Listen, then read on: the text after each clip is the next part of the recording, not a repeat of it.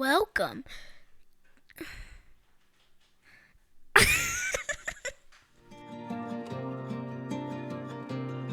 Welcome. You are listening to audio from the table. If you'd like to learn more about our community or donate to this ministry, please visit thetabletx.com.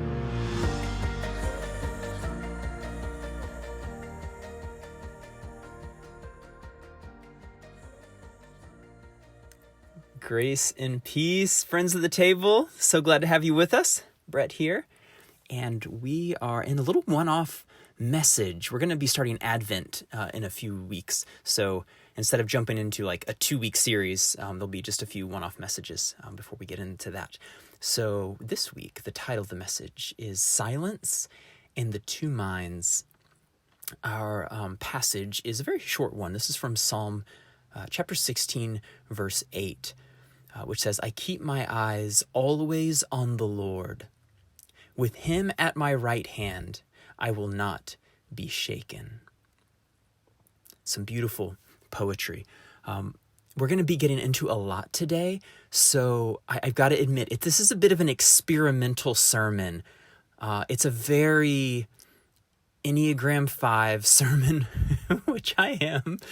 And so it may be just too much. I don't know. We'll see. You can give me feedback later if it's just too much. But I encourage you to pay close attention and let's try to track the connections. Hopefully it'll all come together and make sense. So hang with me. All right, let me start with a little story and an example. So back in high school, I read a book called The Practice of the Presence of God by a French monk from back in like the 16th century or so, named Brother Lawrence. And he was only the cook at his monastery.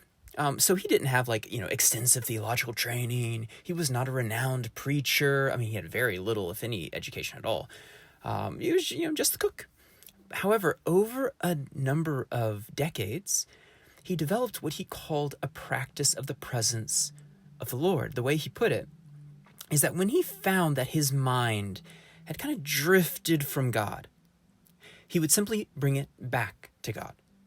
And in this way, a sense of the presence is what he called it. The presence of God enveloped him, even carried him, so to speak.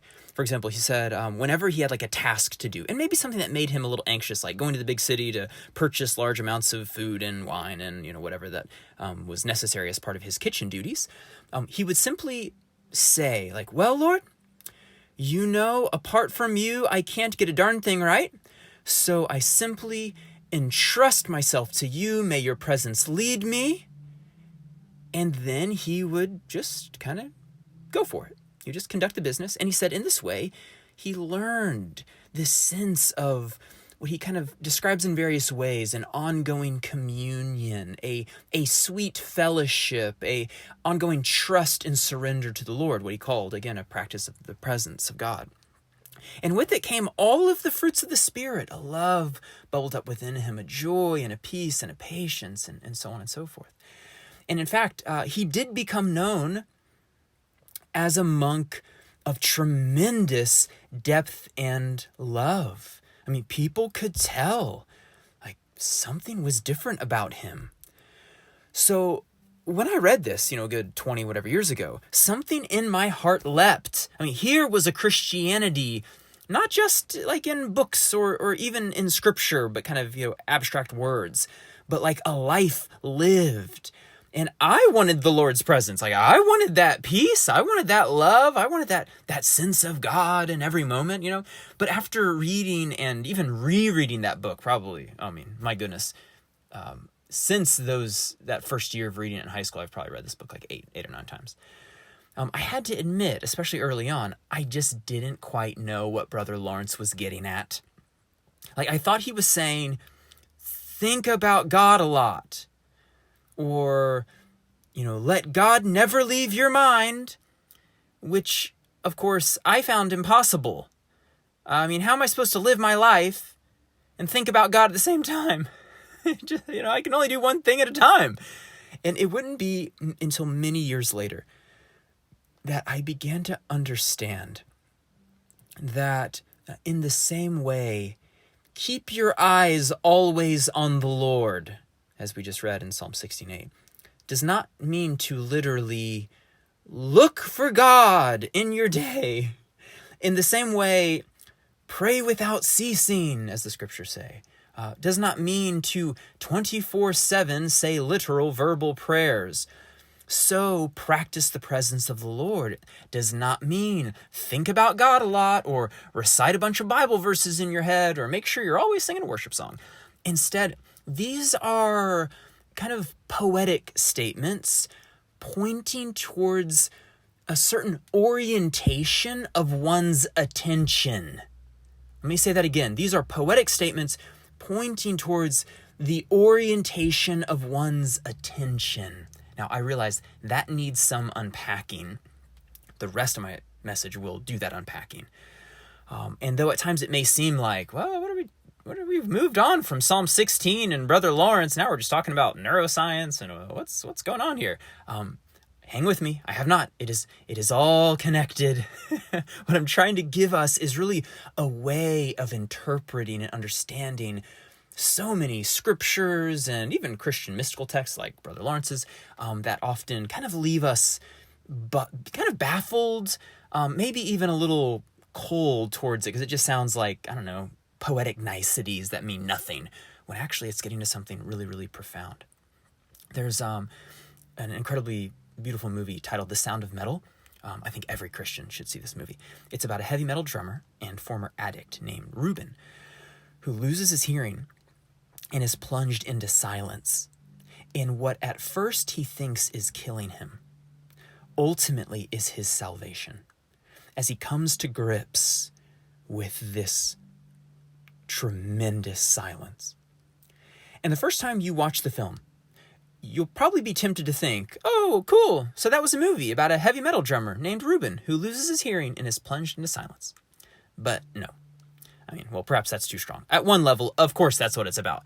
But on a deeper level, I think it's about us. It's a parable of the modern world. We live in a society who, through technology and productivity and materialism and advertising, and at first radio and then television and now streaming and cell phones and buzzing texts and ding notifications and traffic and bureaucracy and just work stress that has us just going all the time and achieving and striving, I think we all have become Reuben, plunged into noise. Words, noise, plunged into thinking, analyzing, figuring, striving. Our attention is a mess. I don't just mean we're like hopping from one thing to another or multitasking, though we are. But it's much deeper than that. The Anglican writer and theologian Maggie Ross, who herself has spent many decades in quiet, wrote these words. She said, "The world is out of joint, not only because from a cultural standpoint of view, our bodies have been cut off from our minds, just one of many consequences of our having lost our relationship with the natural world." To kind of interject there, just think of, for example, when you work at a computer for a long time, you forget you have a body. So that's what she's talking about. But she continues, but also because our minds, overloaded with extraneous information, stressed by the frenetic speed required merely to stay alive in our artificial world, have lost their relationship with the original silence, from which and within which we evolved. Silence is essential to language, insight, poetry, music. Now you might think by silence, Ross means only literal external silence. But if you read her book, which is titled Silence, a User's Guide, you'll see it's much bigger than that. Silence ultimately is about the mind. It's about learning to rest and operate more and more in what she calls deep mind. To help explain this, she uses the work of Ian McGilchrist. He's a psychiatrist from Oxford who wrote a very famous book, The Master and His Emissary, The Divided Brain and the Making of the Western World. It's a book about the two hemispheres of the brain. If you look at an actual brain, the most obvious thing is it has these two sides, a left hemisphere and a right hemisphere, connected by the corpus callosum. Early research into this thought, like in the 60s and 70s, thought, perhaps these two hemispheres, like, they just do totally different things. For example, they speculated, like, maybe one side, like the left must handle reason, and maybe the other side handles emotion, or, something along those lines. Or maybe, one side handles sight and the other hearing. But, no, they were disappointed that, no, actually both hemispheres are often involved in both of these things. Both are involved, for example, in ways of thinking, ways of knowing, creativity and such. However, McGilchrist points out that a very key difference remains between the two hemispheres, and it is one of how they attend to things, how we are aware of the world and attend to the world. He points out that the left hemisphere, for example, is very detail-oriented. It is fixed on what is known. Like when you're looking for something in your house and you're kind of ignoring the whole house because you're like looking at for a thing. Or if you're like a general in battle and you create this kind of abstract map and you have little flags representing platoons and troops, and you're kind of thinking and problem solving and like trying to kind of work with what you know and like plan out what to do. Like that's a very kind of left hemisphere mode of being, mode of awareness and activity. Whereas he says, let's say you have like a problem, but you can't figure it out, right? You're the general with the map and you just can't figure it out. And so you go for a walk. Or I know many, I've heard of some writers who, like, when they get stuck, they take a shower. Or maybe you've even told someone, like, hey, it sounds like you just need to sleep on that. Just sleep on it. What is that about? I mean, going to sleep? How can you solve a problem when you're going to sleep? Well, what's that doing? That is giving the right hemisphere room to operate. Albert Einstein was actually very famous for deeply appreciating this aspect of what Maggie Ross calls deep mind, because he realized that, even though, of course, he could use his left hemisphere super well, he's very smart, but he knew, though, for imaginative leaps and insights, you got to kind of open yourself to another form of knowing. In fact, McGilchrist names that Einstein was worried that we're living in a world which more and more and more is shifting our way of attending to the left hemisphere, but that in the process is closing us off to that kind of mysterious open awareness, the right hemisphere, which, by the way, is the source of all wisdom. Einstein said this: the intuitive mind is a sacred gift. The rational, right, left hemisphere mind is a faithful servant. We have created a society that honors the servant, but has forgotten the gift. And that, of course, is where the title of McGilchrist's book comes from, The Master and His Emissary. We've gotten the two hemispheres reversed. We're better off when we emphasize, not that we neglect the left or like get rid of it, but when we more and more come to kind of rest in that right hemisphere, that deep, intuitive mind, and then use the left as the servant, as needed. Here's Maggie Ross again. She says, the healing and transfiguring aspects of this deep mind become available to us only when the self-conscious mind, and here there the left hemisphere, right? The mind that categorizes what happens to us into experiences and bombards us with continual interior chatter, is set aside in some way by one-pointed meditation, for example, or by a walk in the woods. In other words, by shifting our attention away from the distractions of daily life to stillness and silence. This is what is meant by metanoia. And that, by the way, is a biblical word, means changing of one's mind and heart and life.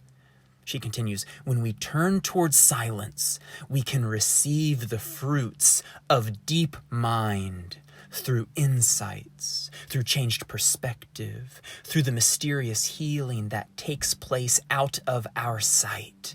The light from within can burst upon us at just about any time we give it an opening, and we need to realize that the depths of this hidden, greater part of the mind is where our shared nature with God indwells. Oh, that's a key line, right? Think back to Psalm 16. Think back to practicing the presence. And this is why Maggie Ross contends that every Christian alive today must make the journey that Rubens, the heavy metal drummer's story, speaks to. Every Christian is called to the journey away from the self-conscious mind. Not away in the sense of like, abandon it, never, have a logical thought in your life. Not that. But like from an over-reliance on that, a journey away from the self-conscious mind and towards the deep mind. What Jesus calls the heart, where our shared nature with God indwells. I believe this two minds paradigm opens up and clarifies the scriptures. It completely opens up what it means to, for example, to have faith. Right? Faith isn't just belief. Like, believe these things. Here's a doctrinal statement. I hope you believe it all. No, that's like very left hemisphere. Like, here's the details. Do you agree with the details? No. Faith is to say, okay, I have this kind of self-conscious, chattering left hemisphere that thinks it's a total genius and is in control of everything and everyone. It's going to solve all the problems of my life by thinking and analyzing and breaking things down into smaller and smaller parts. But you know what? Right now, I'm going to let that go. I'm going to turn to the Lord. I'm going to trust that the answers I need will come to me, that my next right step will be revealed. The Lord will lead me. Jesus will speak to me. What I love about this perspective is that it prevents keeping our eyes always on the Lord, or practicing his presence, or praying without ceasing, or having the mind of Christ, kind of all these phrases. It prevents them from becoming just another to-do. Like, oh, now Brett's giving us another spiritual practice to do, as though I have time for that. No. That would be to misunderstand. Instead, abiding in the silence of deep mind is not another thing to do, but a way of doing everything. Like, it's literally a way of being in the world. So often, though, we reverse it. We abide in the chatter of the left hemisphere, right? The kind of self-conscious mind, and then occasionally slip into deep mind, and it's very pleasant. We got to reverse it, right? Abide in the silence of deep mind where our shared nature with God indwells, and then as needed, use that left hemisphere. I think at its root, the practice here would be something like this. When you catch yourself thinking, i.e., lost in internal chatter, usually negative in nature. You know how those thoughts go. In that moment, let the thinking go. Return to silence. Return to deep mind. And simply do that over and over and over again. The way Father Thomas Keating put it, someone once asked him, when they were kind of having a discussion along these lines, and they said, oh, that just sounds like, that sounds really challenging. Like, I tried to meditate the other day, and my mind must have wandered 10,000 times. And Father Thomas Keating said, 10,000 opportunities to return to God. I like that.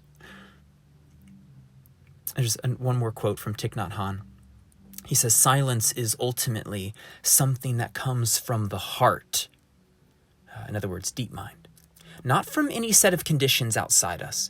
Living from a place of silence doesn't mean never talking or never engaging or doing things. It simply means that we are not disturbed inside. There isn't constant internal chatter.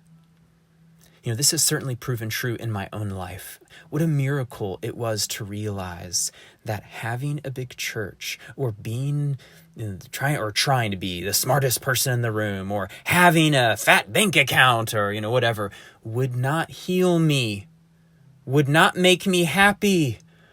Only resting in this great silence can do that. Some of you know I run a small side business picking up dog poop. I originally chose this business very much on purpose. I wanted to kind of let it be an outlet for my practice of the presence of God. I wanted to do something that kind of naturally lent itself to like deep mind, to kind of rest in that. But what I quickly found is that my greed and craving and anxiety could turn heaven into hell. I can remember whole days lost where like my body is scooping, but my mind, and when I say mind, I'm thinking left hemisphere, was obsessed with getting more clients. It was like this internal chatter. It was just going on and on and on. This might sound familiar to you, of course, in your own context. Like I felt I needed more clients, and I needed them now. And so the whole time I'm out scooping, it's like 6 hours on Fridays, I'm just lost in the hell of the left hemisphere. I'm like, why can I not get more? How can I get more? There must be some way. Think, Brett. Think. Come on. Figure it out. Come on. Come on. You idiot. Like, why are you such a failure? Look at you. You're not even a successful poop scooper. That's as low as it gets, my friend. I mean, hours and hours and hours of this hell. That's the self-conscious mind run amok. But over time, I am continuing to learn to rest. Like, all I have to do on those days is see the dog pile, pick up the dog pile, rest in awareness, rest in deep mind, hear the birds chirping, see the grass growing, come back to my body, back to God. Oh, friends, when I can do my job in that way, it's heaven. In closing, I want to give you a few resources if you want to go deeper on this topic. The first would be Silence, a User's Guide, Volume 1 by Maggie Ross. I haven't yet read Volume 2. I'm sure it's very good. This one is a little bit more academic after the first few chapters, so it may not be for everyone. The next book would be Silence, The Power of Quiet in a World Full of Noise by Thich Nhat Hanh. A wonderful, this one's not academic, very approachable, and I think a great introduction to kind of what we're talking about. And you'll understand it now that you have this kind of two minds paradigm. And then finally would be The Heart of Centering Prayer by Cynthia Bourgall. May all of us learn to keep our eyes always on the Lord. In the name of the Father, the Son, and the Holy Spirit.